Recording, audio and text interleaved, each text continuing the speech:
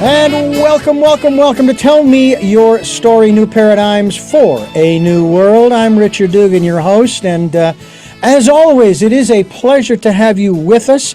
We certainly hope that you are going to not only my website, but the website of my guests, who we link to. As always, we'll link to our guest website for today's conversation so that you can find out more about what they are all up to, because mostly what you're going to find at richarddugan.com is the playlists for the podcasts from 2018 to the present, as well as another page that will actually go all the way back to 2007. That's right. And if you do the math, we're in our 15th year, ladies and gentlemen, and it is absolutely fantastic.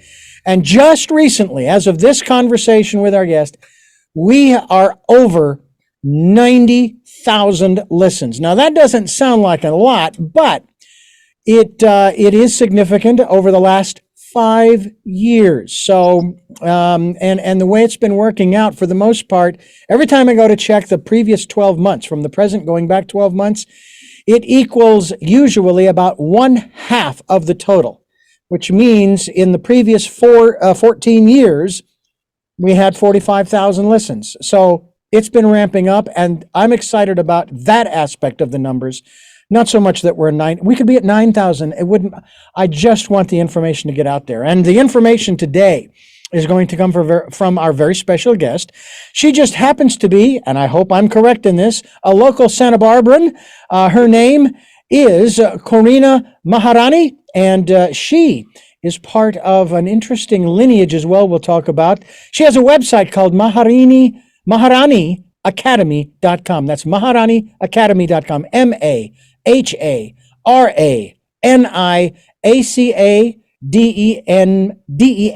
as in academy, y.com. And we'll be linked to that website. Corinna, thank you so much for joining us here on the program. I keep wanting to put a Russian accent to the name. How are you? I'm doing really well. I know my name is a little bit confusing.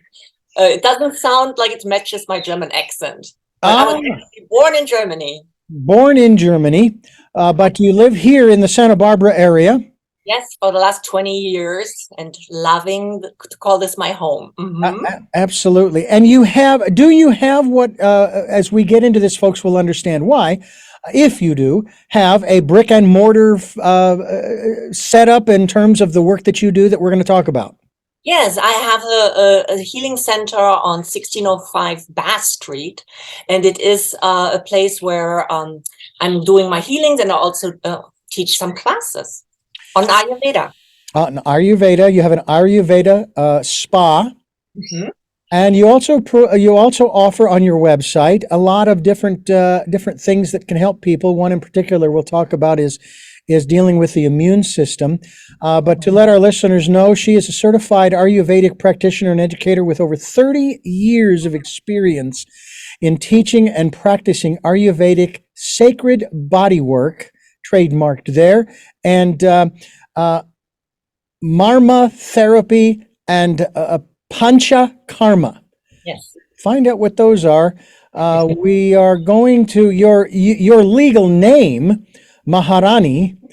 Basically, it means great queen. Did you choose that, or was that given to you by a mentor of sorts? No, I chose that. It was my business name for many, many years. And it is basically, for me, it doesn't mean that I think of myself as a great queen in any way over other people. I think we all have that regal nature, that regal soul. And so it's an homage to the divine feminine or the divine great mother. And when I became a US citizen, I was able to name myself anything. It could have been Rita Haywood, but I figured I wanted to merge with my business and become more embodied in it. Mm-hmm. Well, our guest again is Corinna Maharani, and she is part of the Shaka Vinsya Ayurveda lineage. There are so many different branches of what I talk about as the same tree, the same trunk.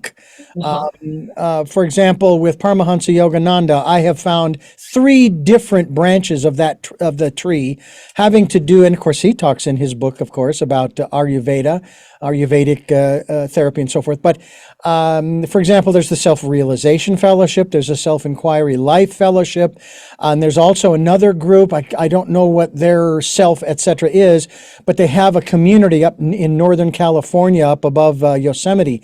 It's called Ananda Village, and that was one of the things that it's a small community, and the dream is to have multiple small communities all over the place. You don't want huge metropolises. You want to keep them to a certain size. And I know that part of the work that you do is maybe it's indirectly, is in helping to foster community. That's really important, isn't it?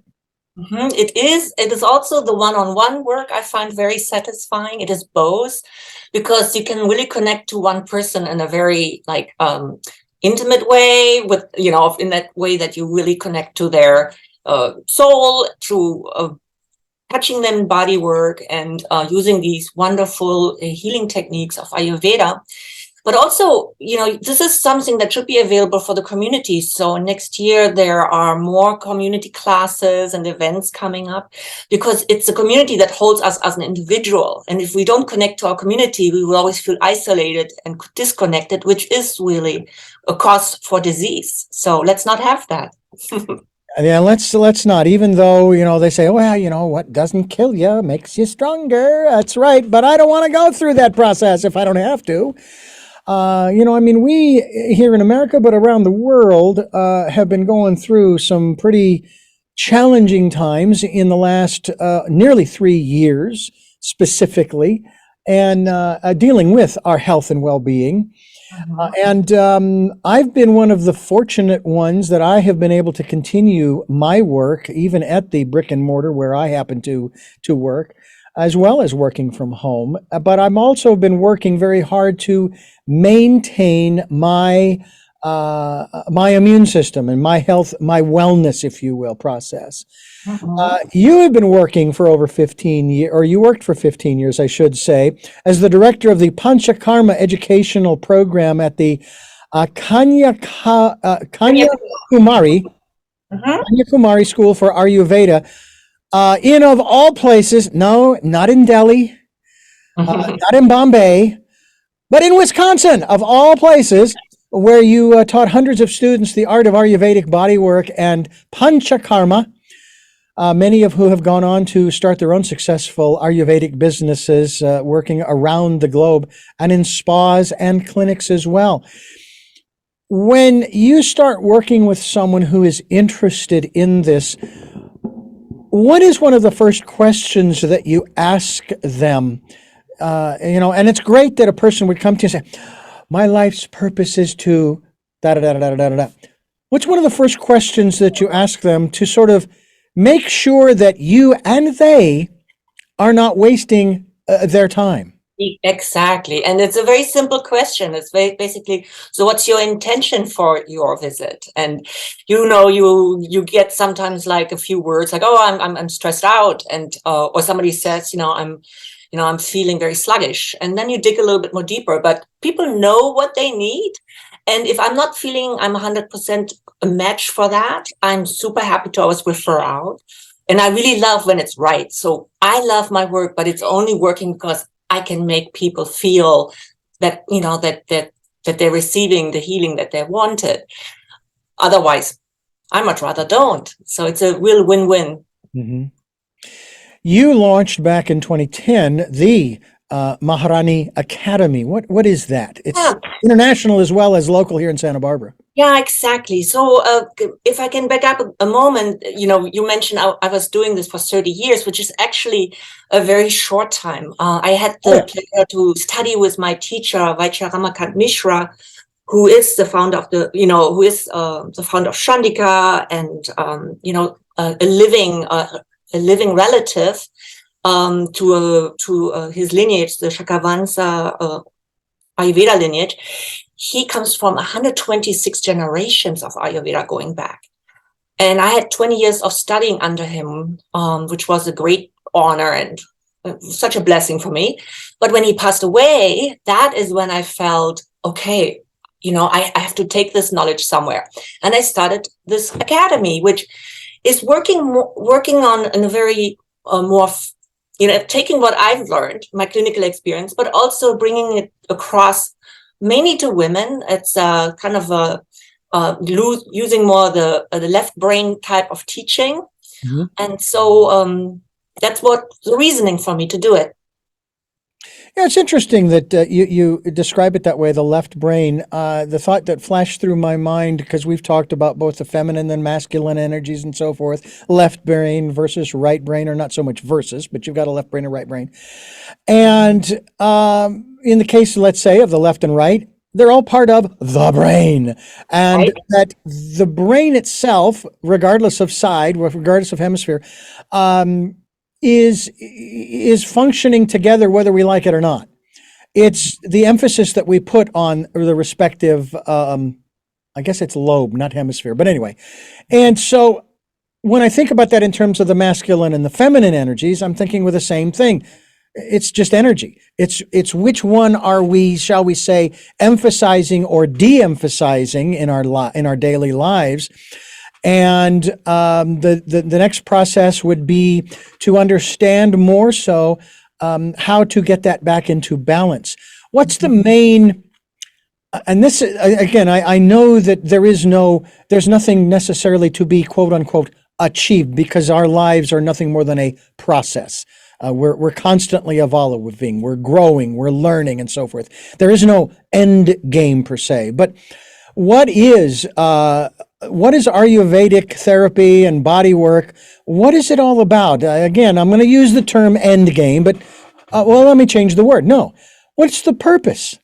Originally Ayurveda is something to be experienced, but we Westerners, we have a way of wanting to understand it. So we grasping it intellectually and maybe learning and categorizing each other in body types, leaning on sort of our Western understanding of people, very simplifying the knowledge, while really underneath it is infusing all aspects of life. It has to be lived. So when you learn about Ayurveda, you just read some books or you just do some sort of like intellectual exploration, you're not getting it, because it is sort of the science of life. How do you live with the world around you? And that's explored. So you are deeply involved in your own self-care in Ayurveda. And when you learn more about taking care of yourself, I believe it influences your ability to take care of your environment and the world. Mm. And so Ayurveda, I feel, navigates people through a changing world right now. And that's why I feel so called to do this work and put it out into the community.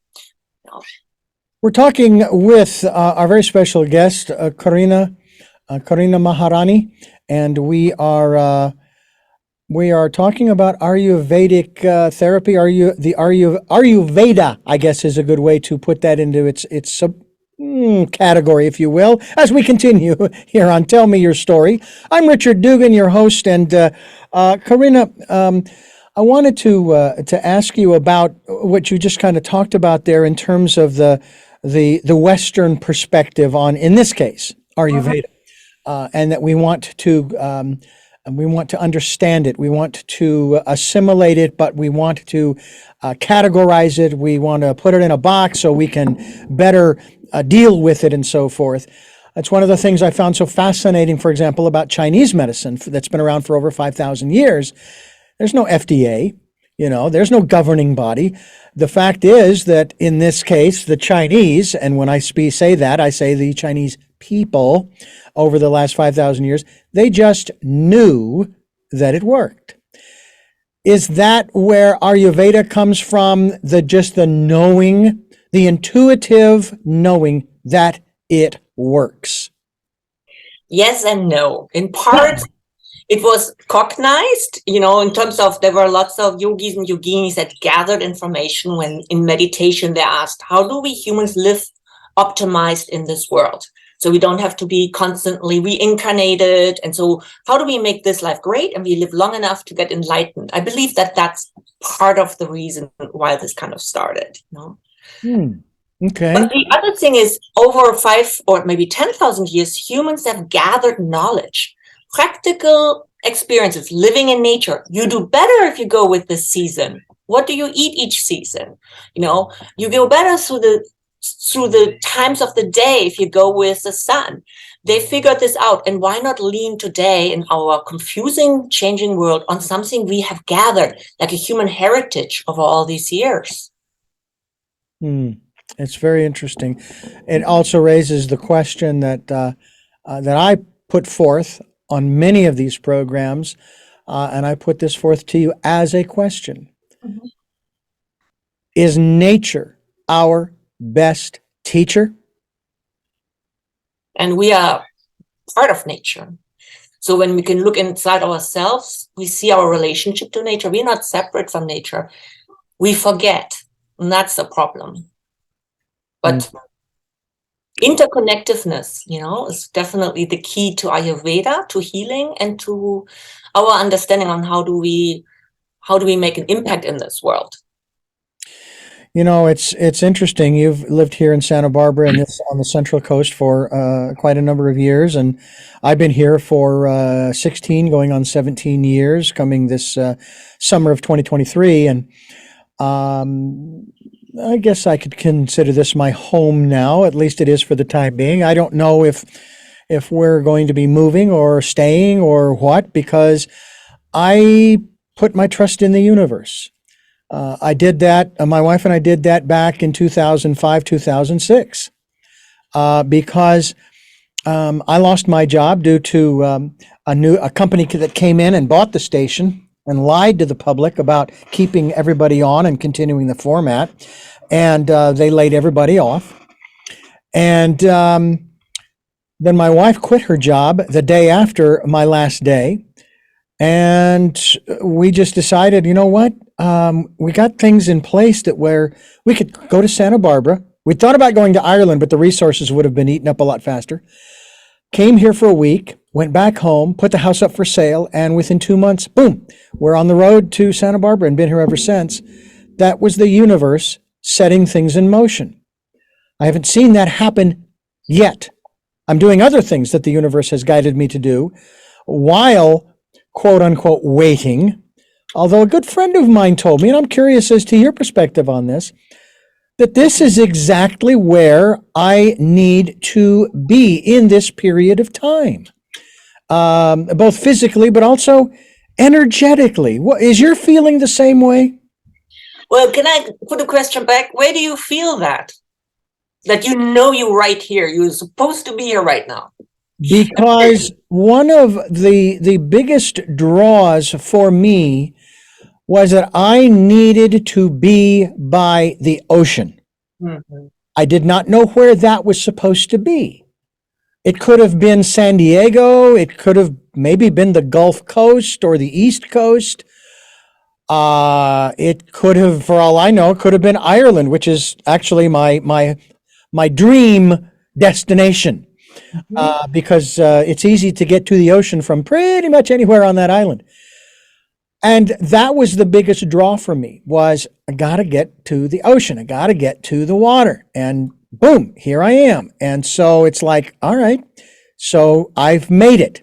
So that is why I feel that this is where plus the fact that it's actually wonderfully disconcerting to have a coastline that is not facing west like it's supposed to be, quote unquote, it faces south.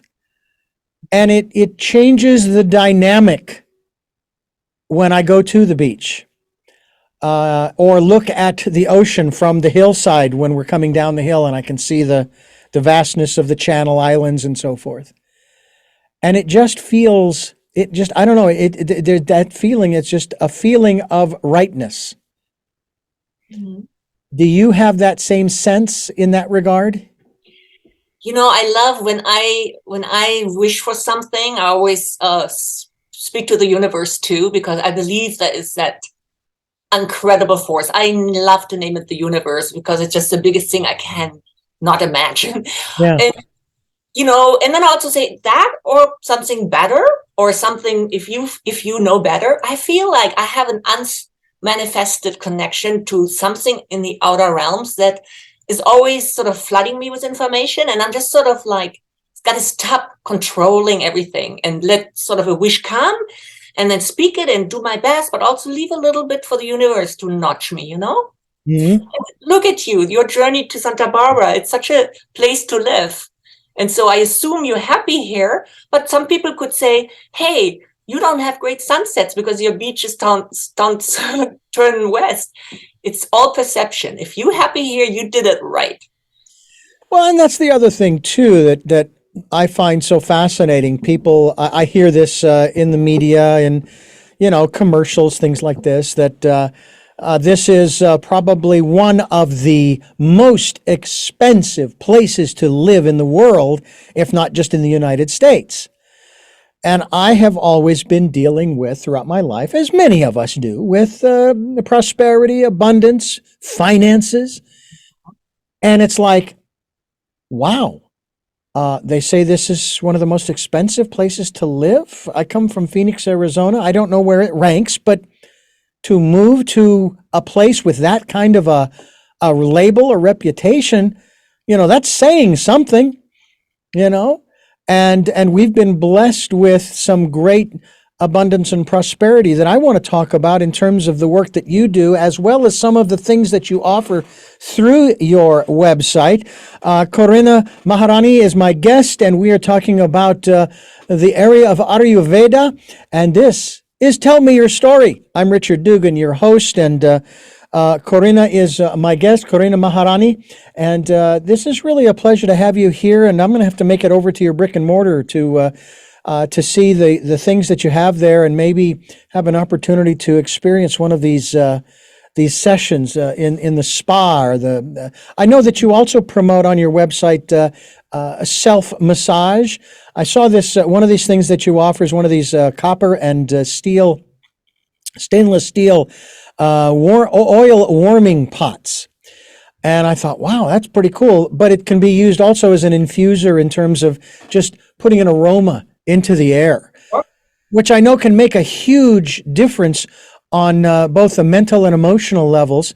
Talk to us a little bit about that in terms of sort of getting ourselves centered, especially with a lot of what some people perceive as local and national, let alone global chaos as we define it, and getting oneself centered again, which to me I think is so important to do so that we don't get, dragged into things that, first of all, we have no control over. Right.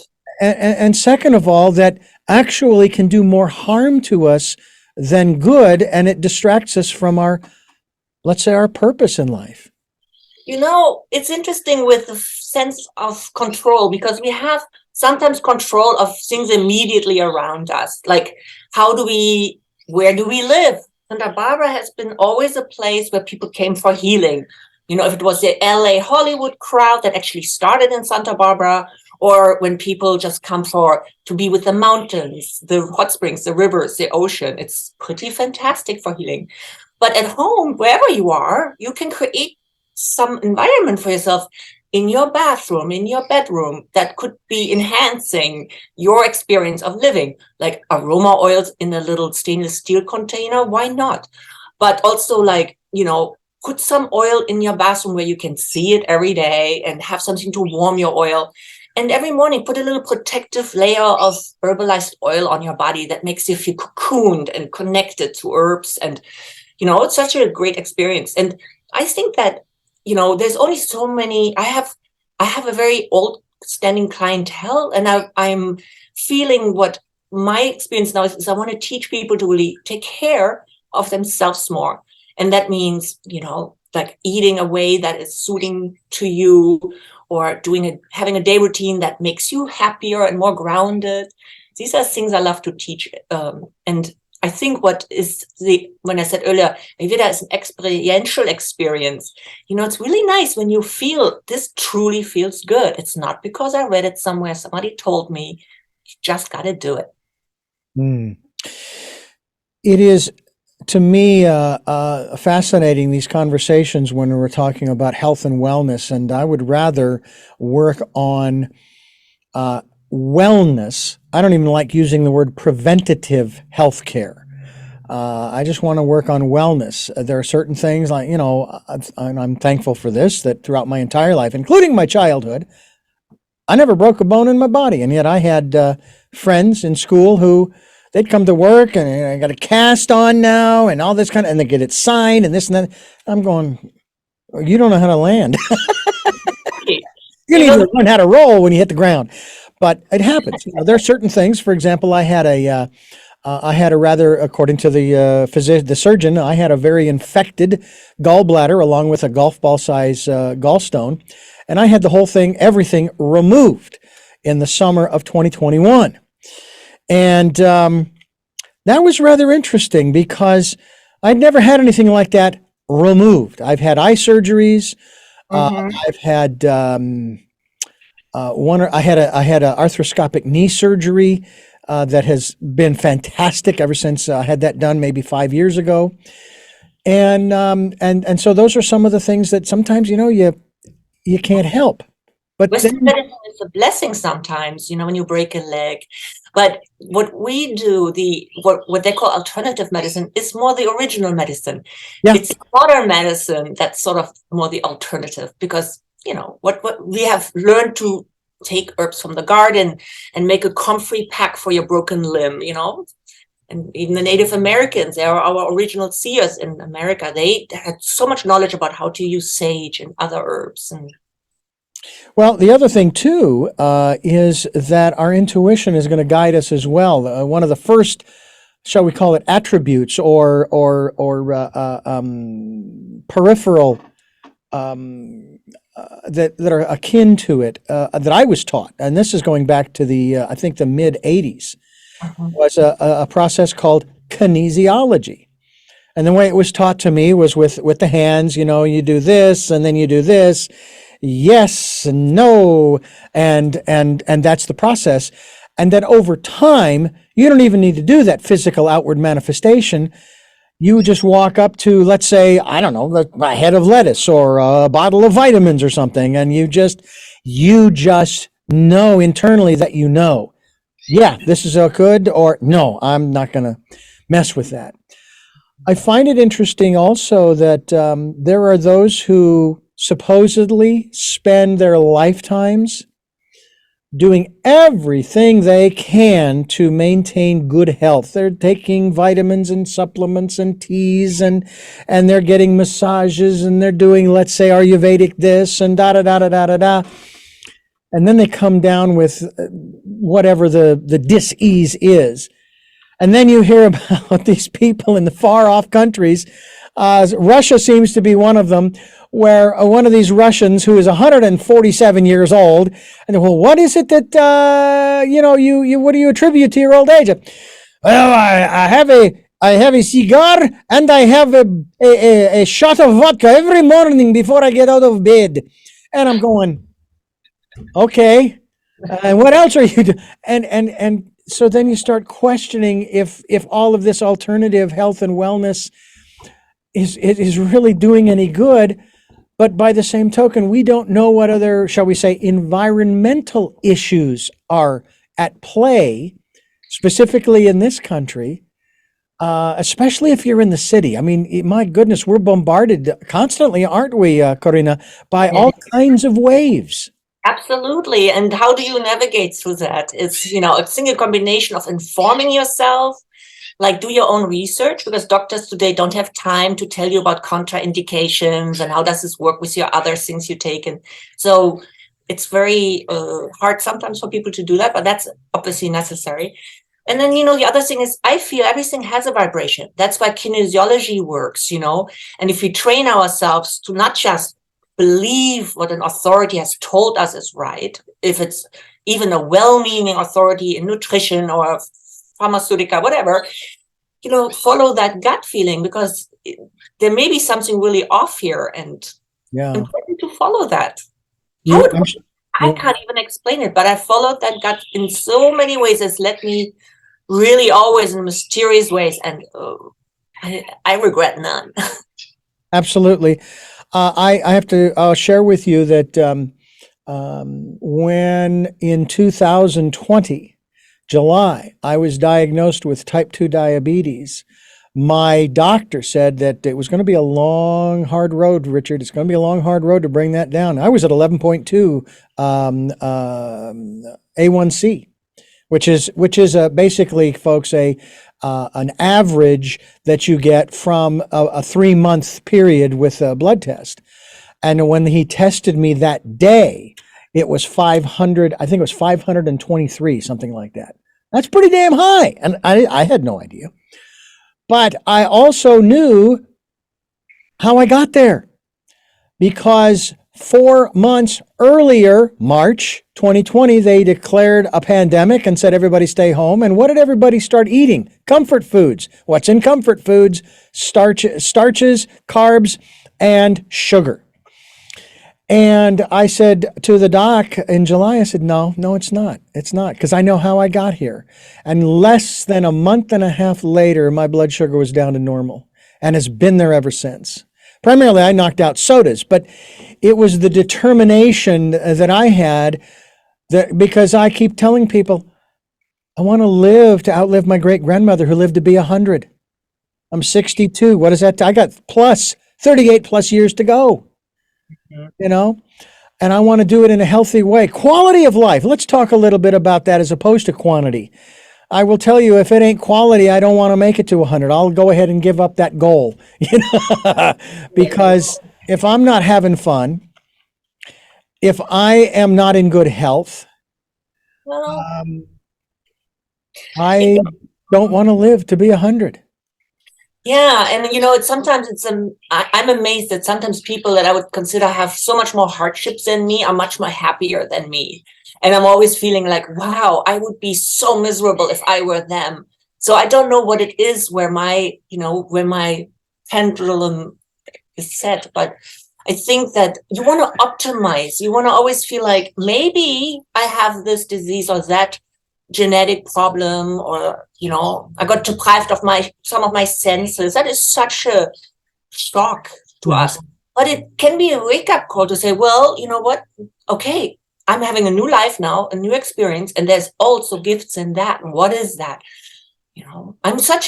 I'm always feeling very optimistic about the future, and that's something that's been with me, because I feel I believe in magic. I really do. Oh, I love that. I love that. Corinna Maharani is my guest. We're talking about Ayurveda and, of course, the Ayurvedic body work that she does. We'll talk a little bit about that as we continue here on Tell Me Your Story. I'm Richard Dugan, your host, and Ayurveda comes from what... I'm going to say it comes from the areas around India, right? And so forth. Any particular philosophy, or is it a philosophy unto itself? It can be turned into a philosophy. It can be turned into a doctrine. It can be turned into anything. But really what it is, it's called a science of life, of how things operate. And so, yeah, that's what it had a cradle in India and the Vedic civilization, and then was brought into North and South India. Different schools developed through, depending on how this journey of Ayurveda went, and eventually went to China, and then Chinese medicine was born, which is significantly younger. And there's a lot about Ayurveda that was lost due to the invasions into India, and parts of the Ayurvedic knowledge, like Marma points, energy work, was complete forbidden by the invaders, and so everything was driven into the underground. And so today it's kind of a revival that I observed in the 30 years of my practice. It's like it's unbelievable how Ayurveda has taken over also mainstream. Sometimes it gets misunderstood there because it gets so simplified so we can grasp the knowledge without making it a living science. So it is not a doctrine. It is not belonging to a particular culture. It is really something that is just existing guidance that we have. Corinna Maharani is my guest, and you are listening to Tell Me Your Story. I'm Richard Dugan, your host. I want to ask you, Corinna, something that just hit me. And of course, as I tell everybody, the universe is asking the questions. I'm just along for the ride. So this has come up. We have a lot of people around the world, let alone in this country, who, yes, they go to their doctor for whatever the condition is, the dis-ease, as we'll use the general term, and they're given a diagnosis, then they're given a treatment, a protocol, and so forth to get rid of it. But that isn't enough because many people do not have the self-confidence and self-worth to believe that they are worthy to not only receive the wellness and the ease, but that because of some of the things they've done in their past, they deserve to be in dis-ease. Is there anything within Ayurveda that can assist in raising an individual's sense of confidence and self-worth, not egotism, okay, but a healthy acceptance of who they are as an individual? Because I have a feeling that is a huge area where, people, oh, I deserve to have cancer, or I deserve to have asthma, and my sister, who passed away in March of this year, she was 60, almost 65, and I was told that throughout her entire life, with all of the illnesses that she had, starting out as a kid with asthma, she was never bitter. I'm going, wow. So, can you help us to? Is there something you can help us with to help to fortify and bolster our self-confidence? Sure. I mean, I think sometimes we've been so disempowered. I mean, this is a tough planet for us humans right now to fit in, to pay the rent and to take care of our families and have a job and this and that. And so taking care of yourself has often a negative undertone, like you're a selfish mother, or you are, a bad daughter, or not a good husband. And so interesting, by neglecting who we are, we become part of a problem. Men die much younger than they should, definitely, because men take even less care of themselves. So they die, on average 5 years before women die. And, when you get older and you haven't taken care of yourself, then you have a low quality of life and you will have less fun. And sometimes taking care of yourself doesn't have to be an ugly thing. It's an opposition. When you kind of get more in touch with what food makes you feel good and what tea makes you feel better, it's better quality of life, and that inspires you to do more. It is that people get overwhelmed because they think they have to change everything in their lives. But just take something like switch something up in your life that is good for you, and try and to really feel how it makes you feel different when you do it. And you build on that. I dropped sodas from my diet on the 24th of July, 2020. The day I was diagnosed with type 2 diabetes. Now, I switched to those sparkling flavored waters because I like the fizz, okay? And someone said to me, yeah, but that the nitrogen and that's not good for you. I said, look, can I take one step at a time, please? All right? I got rid of the sugar, all right? It was not good for me. All right, so I'll deal. And then, of course, it's in plastic bottles. And there's another issue that someone might bring up. And it's like, one step at a time, please. Well, and also, I mean, Richard, I feel like it's that overwhelming that people think you have to be a vegetarian to do natural medicine or something. We can make ourselves crazy because we step on, we can, it's so hard to really live through life and not cause some sort of harm, and not wanting to be a monk in a cave. So we have to make this kind of work for us, who we are, and take baby steps, like you said. Yeah.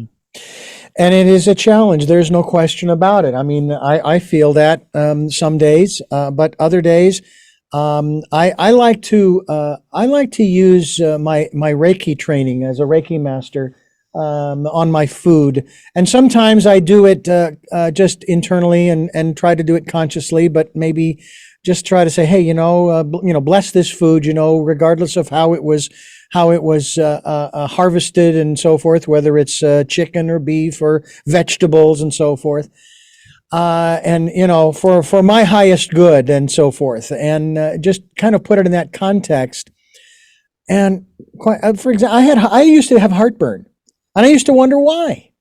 And now we're talking 20, 30 years ago. I couldn't figure out at first, and then I started putting it together. It's like, okay, what did I have for dinner? I had pork spare ribs. Oh, every time I have pork spare ribs, I get heartburn. Mhm. So I don't have pork spare ribs. It's not rocket science. No. We sometimes have these cravings, and we have to slow down and to feel into them.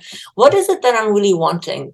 Maybe it's the salt that you're wanting, or the flavor of some sort of spicy barbecue sauce. And I feel that we mean well when we have a craving. Our body says, I want something.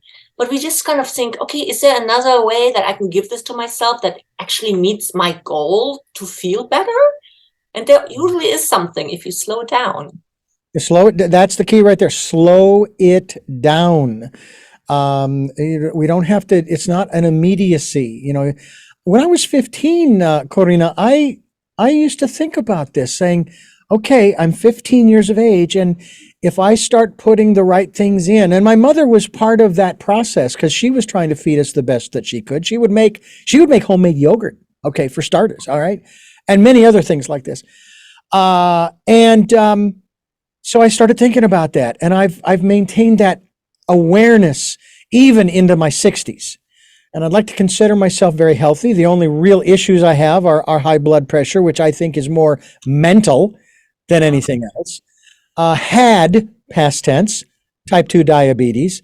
When I see the commercials for the medications, oh, you can get your A1C down to 7. No, I got mine down to 5.7 in a month and a half. It doesn't take a pill. Now, there are other underlying conditions I'm sure that people are dealing with, and so mine might be a very unusual situation, but be that as it may, someone said to me, when I see these commercials, I say, God, what is wrong with these people? Don't they have the will?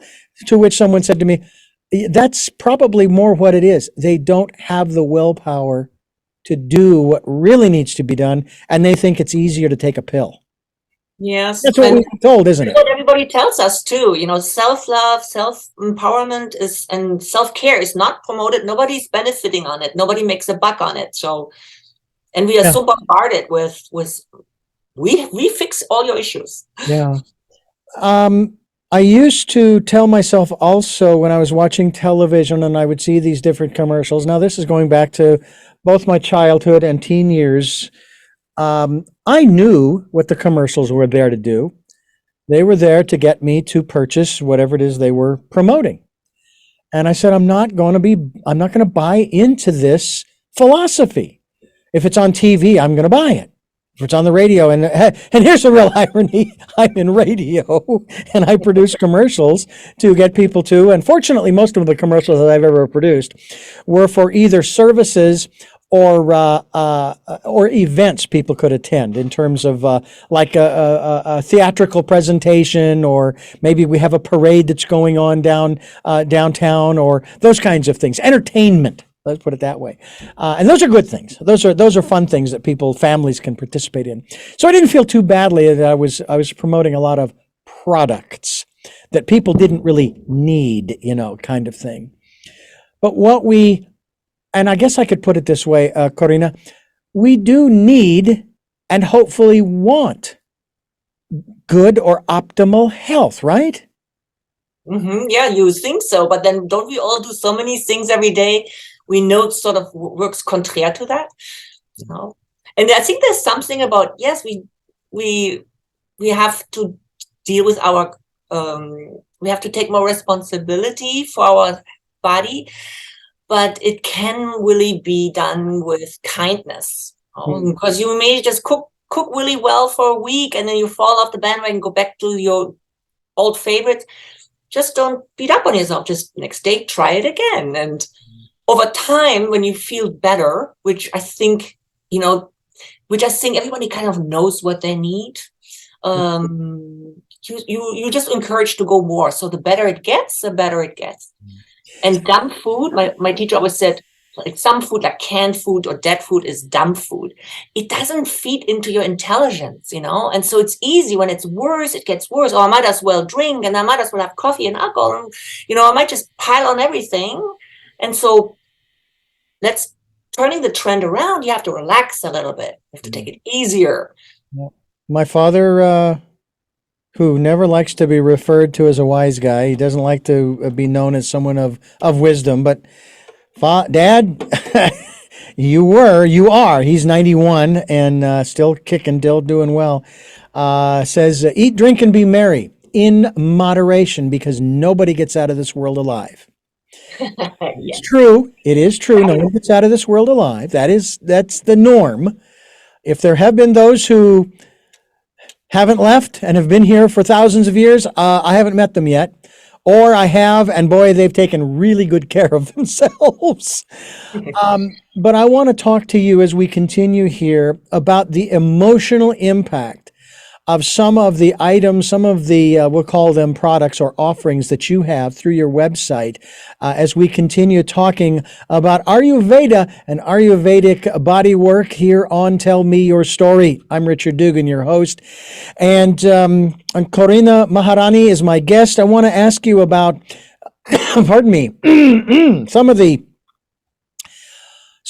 aromas, the fragrances, the scents that can facilitate, along with sound. Sound is another area we could talk about too, but specifically right now, those things that we take in through our olfactory sense, that can facilitate maybe what I asked about before in terms of one's self-confidence, calming, because I know a lot of people are dealing with a lot of anxiety and depression, maybe even energizing one, because I really would like to do this thing, but I just kind of dragging my butt across the floor here, and I can't motivate myself, but there's something inside of me that says I need to be doing this.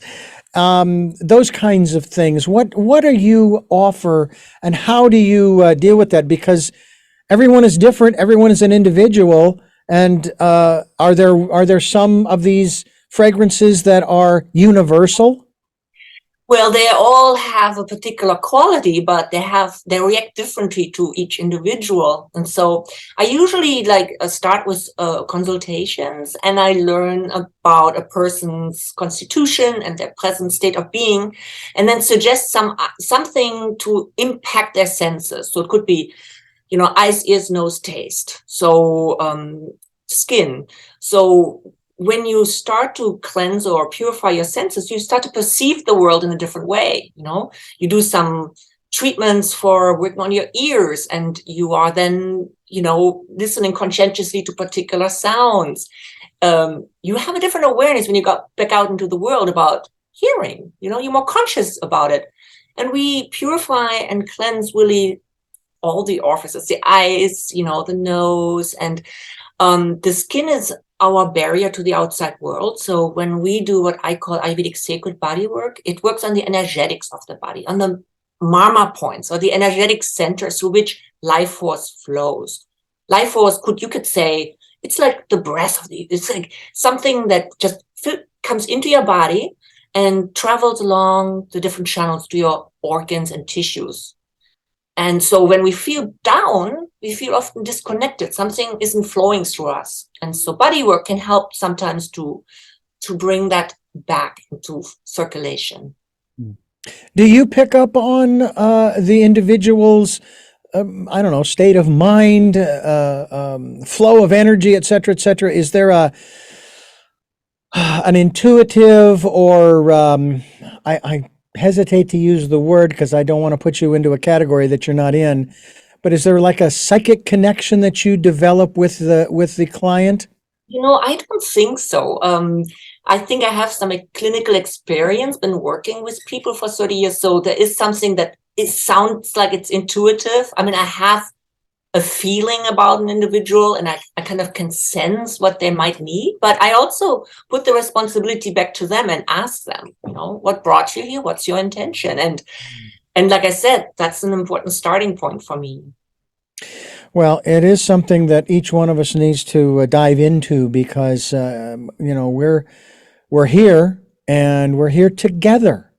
Yes. And there's a reason why we're here together. We all could be in our own planet, and by the way, as of this conversation, we're now way over 8 billion people on the planet, according to the global counter, if you will, population counter. Matter of fact, it went over 8 billion back in November of 2022.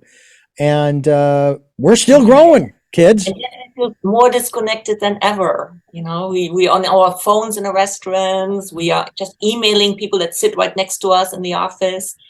And it's that why community is so important, and bringing people together and not feeling isolated from the world around us. So literally going out, for me, nature does it every time. I start to feel connected to something again in nature.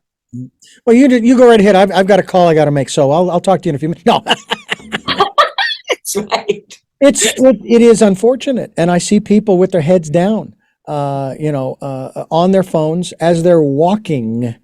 Oh, I do it too. My dog barks at me when I'm at the beach picking up my phone, and I'm like, "You are right. What am I doing? I'm in Santa Barbara by the beach. Put the phone away." Yeah.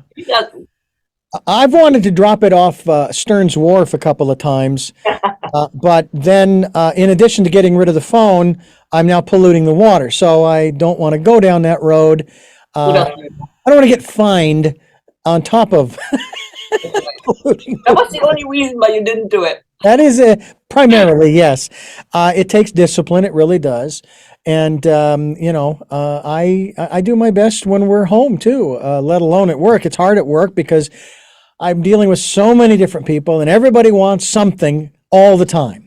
And most of us have addictions of different sorts. It may be your pasta, it may be your coffee, it may be your phone, it may be crime stories, whatever. Yeah. And nobody is superior here. I feel like we all fight the good fight. We got to be compassionate with ourselves in that.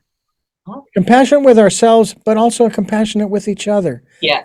I used to share this particular analogy that, in your life, there are voices that you listen to, and there are voices that you listen to that you will hear maybe on the average of, if this much, 5 minutes once a week. But there are other voices or voice that you hear regularly 24/7, 365 that you ignore. And that is that internal voice, that still small voice we talk about. I thought you were talking about my mother.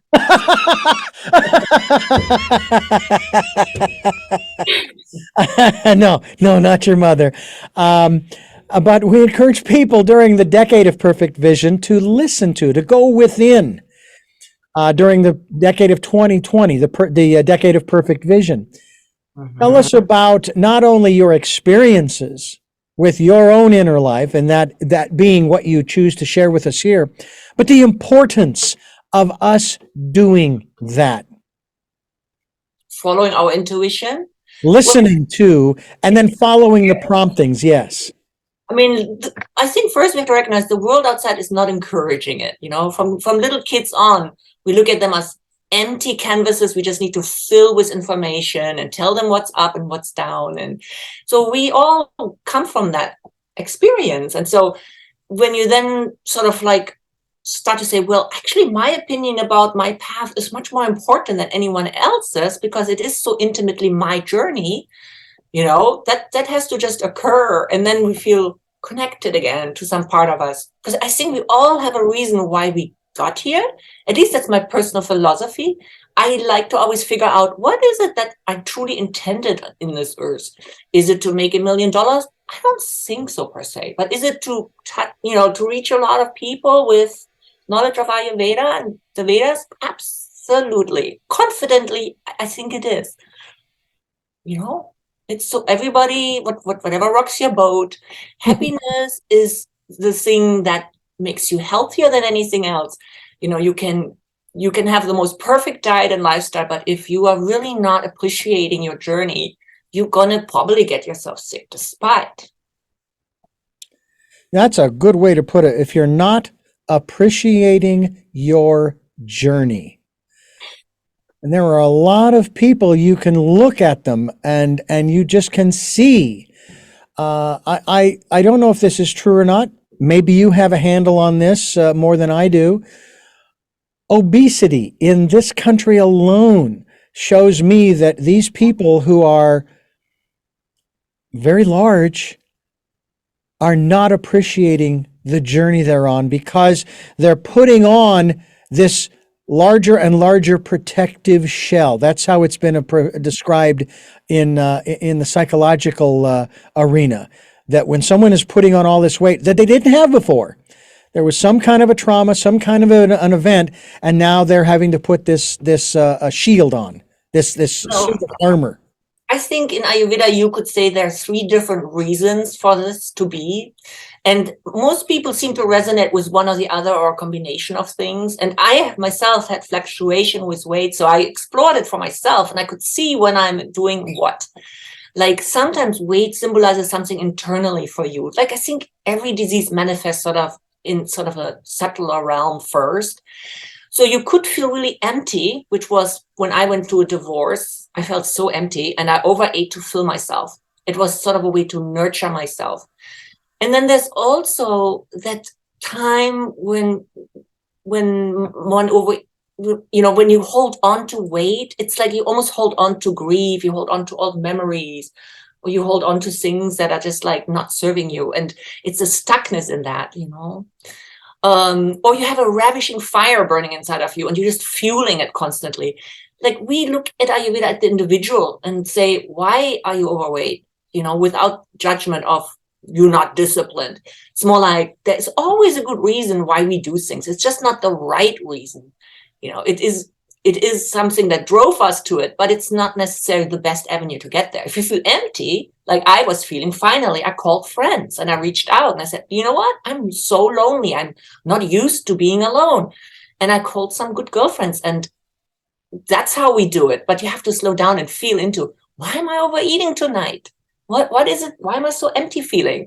Is this the best way to do it? You know, and compassionately see triggering you a little bit into a joyful way of like, you know what, just eat the pizza, but first call your friend Andrea. I get a great joy out of telling people that I have known my best friend for now 51 years. Considering I'm 62, I think I met him when I was 11 or 12 in grade school, and we have stayed connected ever since, and it's really kind of cool. And I get a thrill out of saying those kinds of things. I love those kind of milestones. Yeah. And I was pretty excited when I hit 50. I was pretty excited when I hit 60. And it's just amazing as I get older. It's kind of like that line from a John Denver song, it turns me on to think of growing old. Wow. You know, and I used to think reality for most of us women. When I turned 50, I went into a total crisis mode. Like half a century, I haven't done half the things I want to do. It's like, you know, oh my God, I'm an old woman. You know, it's like internal dialogue. At least I'm not young anymore. Yeah. And so, yeah, we've been taught that too. Well, I can tell you that at the age of 92, you're looking pretty darn good. Right? Kidding, folks, kidding. Ah. I just, you know, and my father, as I said, he'll be 92 in August of 2023. My mother will be 89. She'll be hitting the big 90 in another year and a half. And they're doing well. They're doing well. And we have longevity on our sides, both sides of the family. I still remember on my father's side, our great grandmother, she lived to be, I think she lived to be at least 100 or very close. On my mother's side, the same thing. Her grandmother, my great grandmother, lived to be 100. And at one point in time, for quite a while, we had 4 generations. 4. Awesome. And then my great grandmother passed. And we were down to 3 again. My mother and, of course, her daughter, my eldest sister, who just recently passed. And then my sister had had a daughter.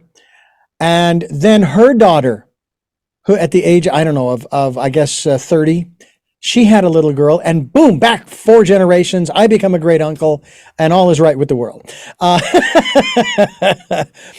but there's just something about that kind of lineage.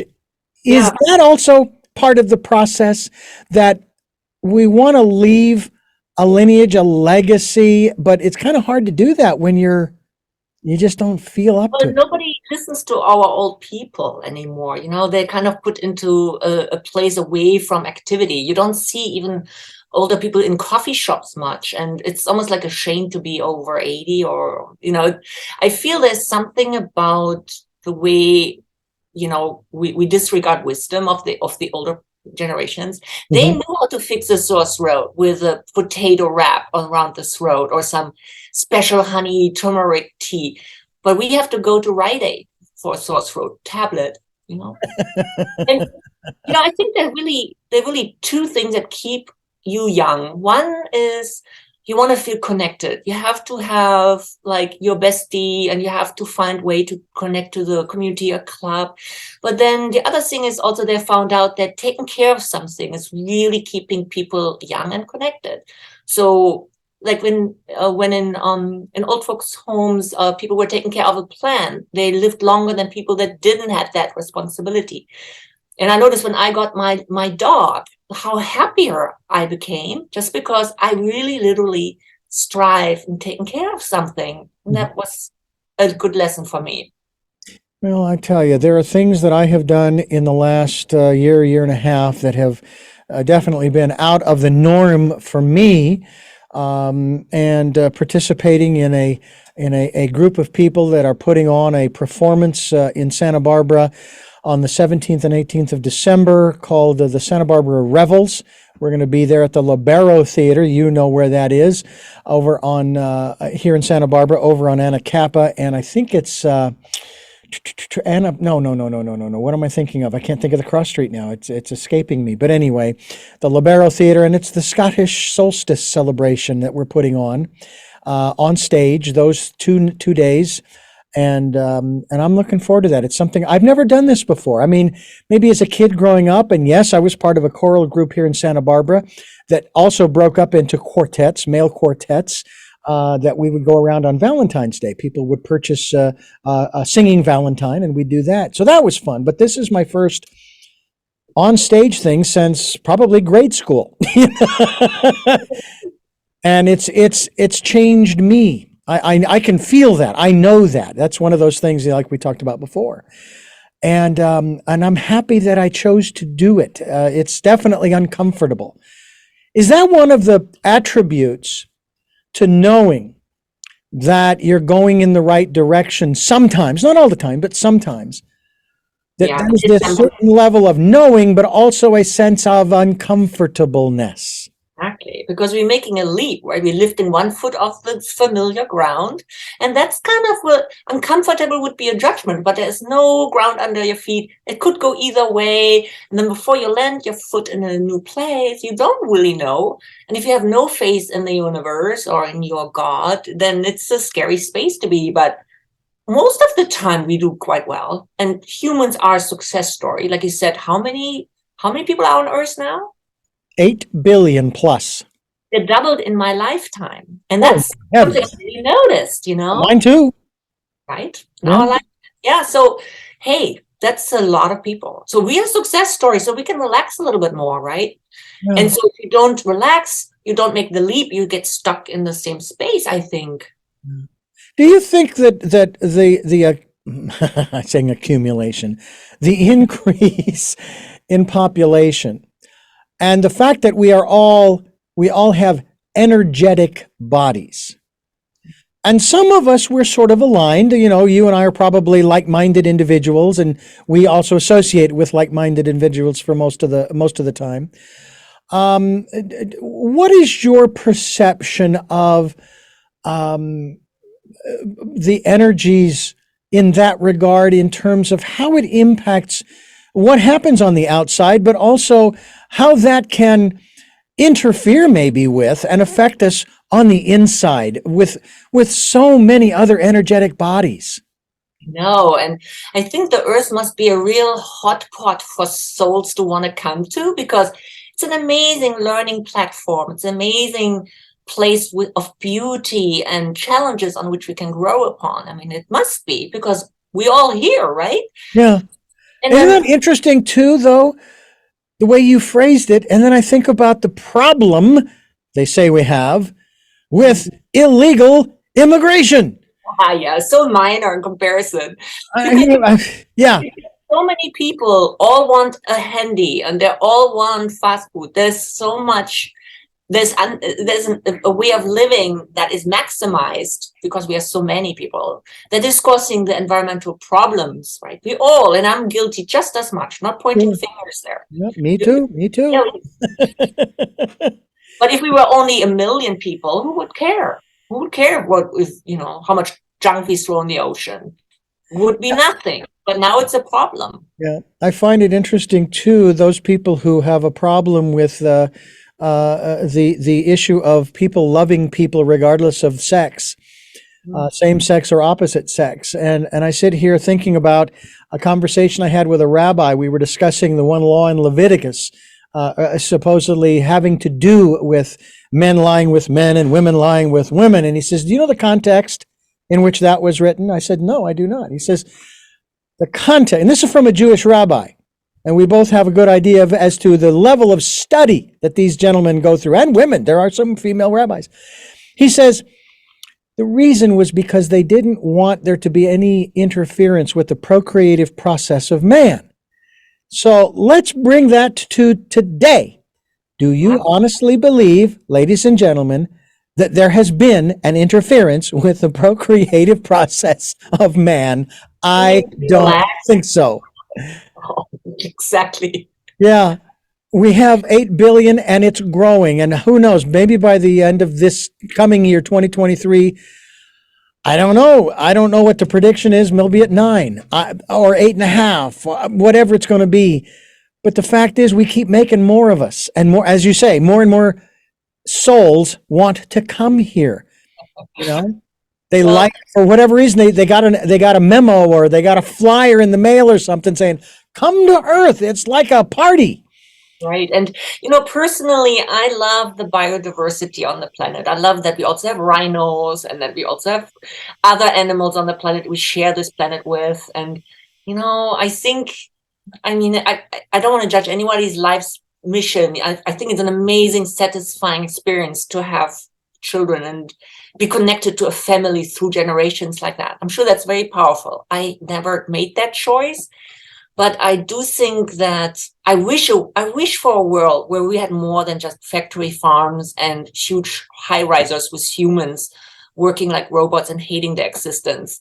I think we should all slow down a tad and kind of like perhaps re-examine where we're heading. Yeah, that's a good point. Good point. Corinna Maharani, my guest, Ayurveda and Ayurvedic bodywork. We're talking about that, her website. We would really encourage you to find out more about the work that she has been doing for 30 plus years. Go to maharaniacademy.com. We'll be linked to that website, maharaniacademy.com, MAHARANIACADEM as in Mary, y.com. That is the website. We hope that you will find out more about her, as well as maybe make an appointment. You can always touch base with her. She's got a phone number listed there on the website. Sometimes you give out too much information and it's a little cumbersome, but it is an 805 area code. So it's here locally here on the Central Coast. And we hope that you will look her up as well as look up her website. Once again, maharaniacademy.com. And we are here on Tell Me Your Story. I'm Richard Dugan, your host, and it has been a real pleasure to have you on our program today, and I'm going to make it a point to swing by your brick and mortar. Love to see the things that you have. There are some things that I would love to pick up for my wife, who she's dealing with some stuff, and I want to help her and try to facilitate her well-being as well. That makes the relationship all that much more fun, as it were. So, folks, consider that possibility. I do have three final questions that I like to ask all of my guests, and here we are in our 15th year, and I have three questions, two of which originate from the very beginning. Third one I threw in.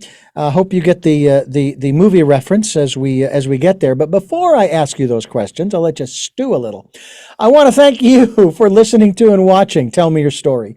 New paradigms for a new world. We're giving you choices and knowledge of those choices. To help make your dreams come true, we are here on Sundays at 7 a.m. and 7 p.m., Monday mornings at 1 a.m., and streaming live as well at those times, as well as on Wednesdays at 9 a.m. We are podcasting on SoundCloud, iTunes, TuneIn Radio, Spotify, Stitcher, Player FM, Blueberry, iHeartRadio, Amazon Music, and many other locations. And we're also on YouTube where you can watch these interviews. We hope that you will. And we also ask that you take the time, as I mentioned earlier, to spend that time in that quiet, peaceful, calm inner space, listening to that still small voice, and then following the promptings. I used to say this, and I say this tongue in cheek, but I'm serious also. If you're going to listen to that still small voice and not follow the promptings, why are you listening? Please listen and follow. It's not there to hurt you. May challenge you. It's challenged me on a number of occasions, but never will put you in harm's way. We also ask that if you can support the work we are doing here financially, we have a PayPal account. It is there for your security as well as ours. And when they ask you for an email address to whom you're going to send the support to, it is richard@richarddugan.com. That's richard@richarddugan.com. With that, we move on to our final three questions, and they are in order of succession. First of all, who is Corinna Maharani? The ultimate question. I spent my whole life trying to figure this one out. I just have to write memoirs, so I can kind of unfiddle the whole question. But so in other words, we'll have to wait for the memoir, is what you're saying. I have to perhaps wait for that, but I do believe that I am an embodiment of an energy like you are and everybody is, and that's my belief. What is your life's purpose? I think it's to, with joy, do my duty on this earth. And our third and new question. What was your best day? Oh my God. I think when I was by myself, meditating one day in the forest, it was raining, and I felt a super strong connection to some inner part of me, some spirit. And it was super powerful to me. And I remember nothing could have taken me away from my joy that moment. It was very powerful. An internal experience, really. Well, again, Corinna, I want to thank you again for joining us here, and look forward to having you back again. We can certainly talk about a lot of other things as well. Thank you for having me, and congratulations again to your 15 years anniversary. Well, thank you. Yeah, and such an honor to be on your program. Storytelling is so rich and wonderful. Well, we have fun with it, and we try to ask different questions each time if possible, but that's the universe's job to bring those forth, and I'm very grateful that the universe does that every single program. And I want to thank you for listening to and watching Tell Me Your Story, New Paradigms for a New World, as we are giving you choices and knowledge of those choices to help make your dreams come true. Until our next broadcast, podcast, videocast. Love to Lal. And Jeanette, I am listening.